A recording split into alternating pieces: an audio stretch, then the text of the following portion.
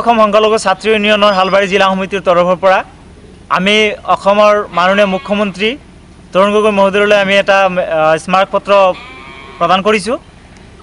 আমাৰ যেটো যোৱা 2012 চনত জুলাই মাহৰ 6 তাৰিখে গোষ্ঠী সংঘৰ্ষ আৰম্ভ হৈছিল, তাৰ আজি 1 বছৰ পূৰ্ণ হ'ল, কিন্তু এতিয়ালৈকে 3500 পৰিয়ালে এতিয়ালৈকে পুনৰ সংস্থাপন পোৱা নাই বা কোনো ধৰণৰ ক্ষতিপূৰণ তেওঁলোকে পোৱা নাই।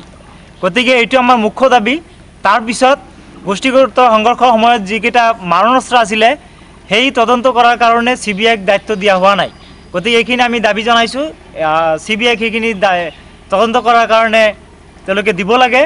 তাৰ পিছত চিৰাং জিলাত 4জন মানুহ এতিয়ালৈকে নিৰুদ্দিষ্ট হৈ আছে।